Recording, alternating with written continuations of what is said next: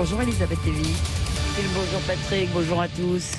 Nous sommes le 6 janvier, Elisabeth, et déjà au moins 3 féminicides, tandis que des policiers sont menacés de sanctions pour leur manquement présumé dans la protection de Chahinez, vous savez, qui a été brûlée vive il y a de ça quelques mois. Donc vous revenez sur l'ensemble en fait de ces histoires. Alors oui, on recense, je dirais, 3 cas aujourd'hui à ce jour, depuis le début de l'année, de femmes tuées ou assassinées par leur conjoint. Ce sont évidemment des tragédies atroces, mais je refuse de parler de féminicide, un terme qui ne figure pas dans le code pénal. Alors sans doute est-il au dictionnaire, mais vous savez qu'on y met désormais n'importe quoi. Alors pourquoi je ne veux pas parler de féminicide ? Eh bien parce qu'il n'y a pas un modèle de meurtre conjugal, mais des histoires singulières. Le crime d'honneur, 5000 par an tout de même, crime d'honneur selon l'OMS, 5000 dans le monde.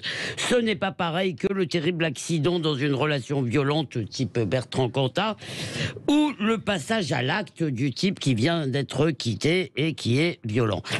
De plus, dans ces affaires, l'homme ne tue pas parce que c'est une femme, contrairement à ce que laisse supposer le mot féminicide, mais parce que c'est sa femme. Et Chahinez a été tuée aussi parce qu'elle voulait vivre à la française. Son ex ne tolérait pas qu'elle lui échappe et qu'elle échappe à son origine. Mais pour les féministes, par exemple, observer dans ce cas-là que certaines cultures tolèrent plus mal que d'autres la liberté des femmes, ce serait raciste. Elles préfèrent l'aveuglement. Alors par ailleurs, dans l'enquête, il y a peut-être sans doute eu des manquements. Les sanctions ont finalement été prononcées depuis hier.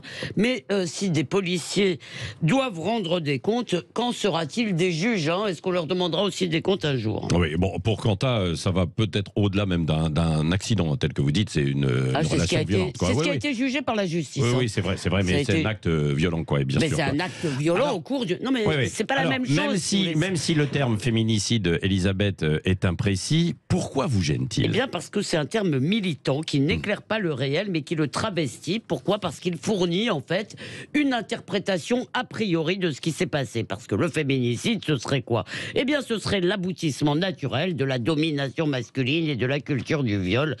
Vous savez, ces fléaux, dans lesquels nous sommes supposés vivre, ce qui est faux, selon moi. En tout homme, toujours selon ces mêmes théories, surtout blanc, hétéro et plus de 50 ans, il y a un prédateur qui sommeille, en toute femme, une potentielle victime de meurtre ou d'agression. Voilà ce que nous dit ce mot. Et à l'inverse, les féministes refusent l'expression de crime passionnel. Elles détestent cette expression qu'elles jugent absolutoire. Ce refus, en réalité, relève d'une vision simpleste et post-littéraire de l'amour ou de la passion.